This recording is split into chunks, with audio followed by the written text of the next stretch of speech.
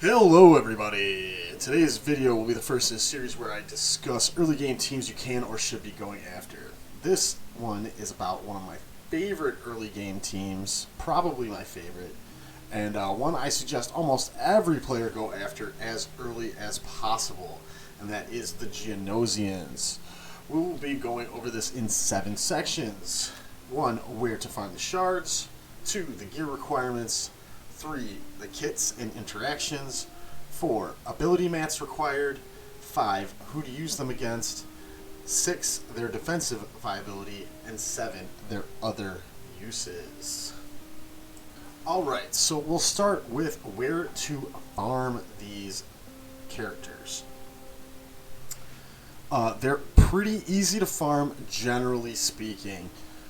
Geonosian Soldier is on the very first Cantina node. Geonosian Spy is on Cantina 4D. Poggle is in the Galactic War Store. And Sunfac is in the Fleet Store and the Guild Store. He's probably the hardest of the non-Brood Alpha Geos to farm. But all in all, really not that difficult. Now, Brood Alpha, on the other hand, is a difficult one to get. If you are not 85 yet, he's gated behind being level 84 because he's in Cantina node 8D, which is a 16 energy node, if I'm not mistaken. So you cannot unlock this team to their full potential until you hit 84. But once you do, just unlocking Geo Brood Alpha, not even taking him to 7 stars, is a huge, huge, huge boon to the team. Alright, in this section, we are going to talk about the gearing requirements. So for the purposes of this video, and every video in this series moving forward, we are going to talk about gearing up to Gear 11. Gear 11 is where the best intersection of resource value and viability hit. So Gear 11 is, if you're an early game player, is easily attainable for a lot of characters, and it's where you'll get the most bang for your buck without bloating your roster. So here in the spreadsheet, I've put together a list of all of the major bottleneck pieces of gear to get up to Gear 11 and how many pieces you need. As you can see, gearing up the Geonosians is not really that bad. There is one major bottleneck though, and that is Sunfac requires 450 Carbantes. Aside from that, Poggle, Geo Soldier, and Geo Spy are the 3 easiest characters to gear in the entire game. Poggle only requires 50 fusion furnaces and 50 Mark 7 Nubian scanners, whereas like Geo Soldier only requires 50 stun cuffs and 100 Mark 6 Nubian design techs. They're a very, very easy team to gear. Even Brood Alpha, who is the one character you really need to make this team run, only requires 100 Carbantes, 100 stun cuffs, 100 stun guns, and 100 droid collars to get up to Gear 11. And at Gear 11, this team is almost ready for the Wat Tambor mission. Tank and a 6th character at the very beginning.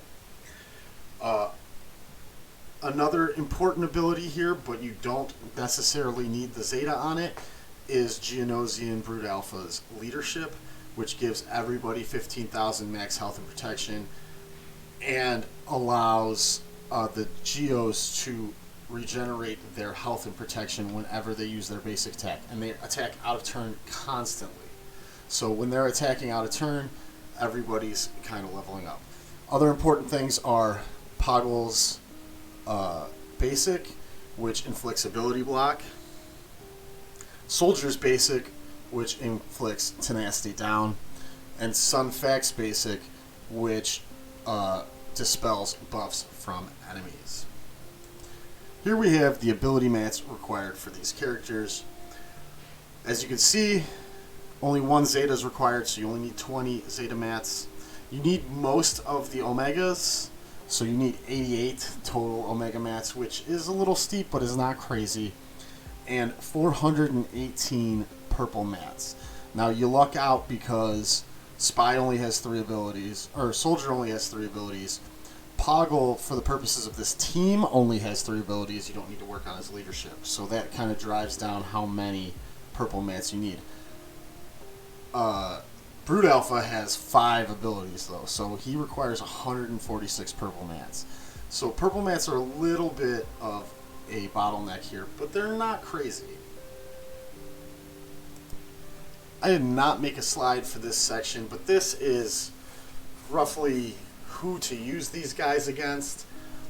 On offense, not a super viable team, but they are capable of beating separatist teams with like a Nuke lead or a Dooku lead. They're capable. They beat up on bounty hunter teams. They're really, really good against bounty hunter teams. Any team that does not have a lot of AoEs, so Phoenix, they're good against.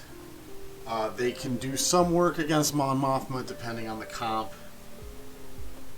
But what I would not use them against is anything with huge AoEs or anything that penalizes you for attacking out of turn. So let's say Traya penalizes you for attacking out of turn, stay away. Padme also penalizes you for attacking out of turn, stay away from that.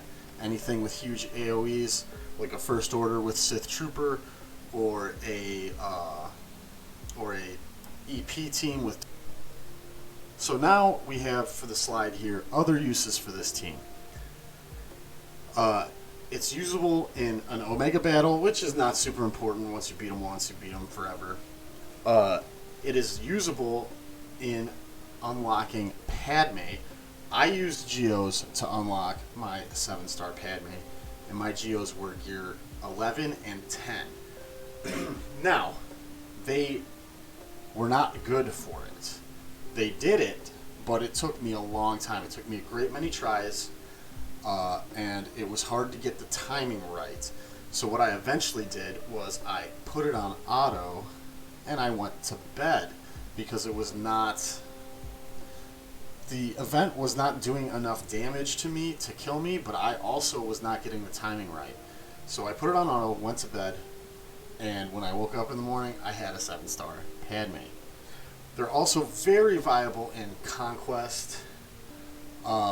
If you get the right data discs for attacking out a turn, or the Leader's Resolve, or even Zealous Ambition, it can really pump this team up.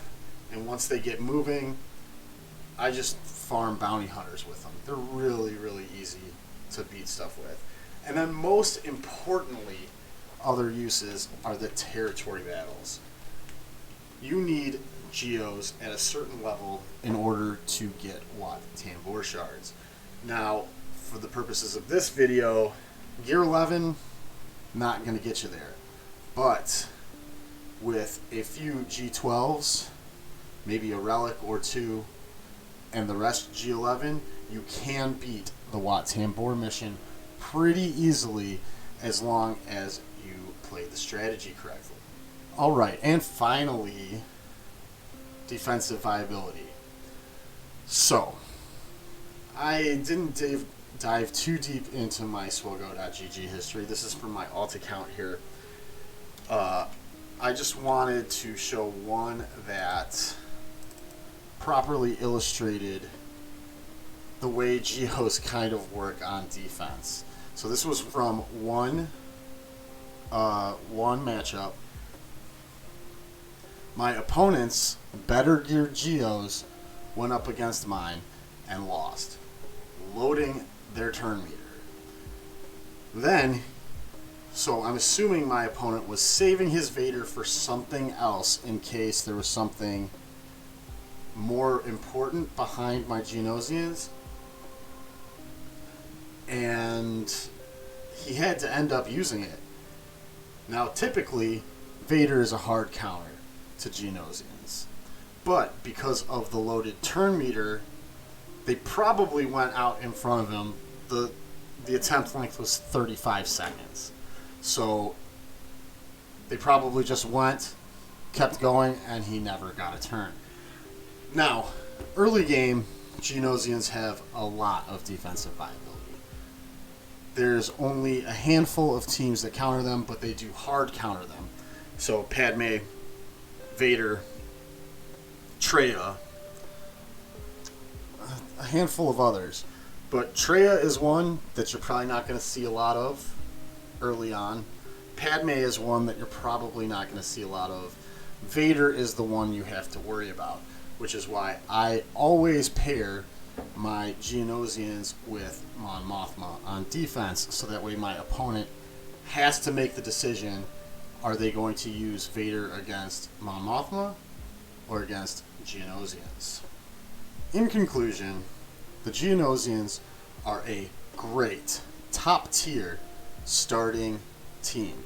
As soon as you hit 84 and you have it working Geo Brood Alpha, they are viable for you for at least the next million and a half GP. They do drop off in viability later on in the game, but they still have viability as an offensive team against teams like Bounty Hunters and Separatists. So even though they're easily counterable on defense, later in the game you can still find use for them in offense in GAC. Thanks for watching, folks. Be sure to support my channel by clicking the subscribe button down below and following me on Twitch. You can find me at twitch.tv/TheLysol, where I stream Galaxy of Heroes most days around 6 a.m. Eastern Time. There's a link in the description down below. We have a lot of fun, so be sure to join us there. Thanks again, guys, and I will see you in the next one.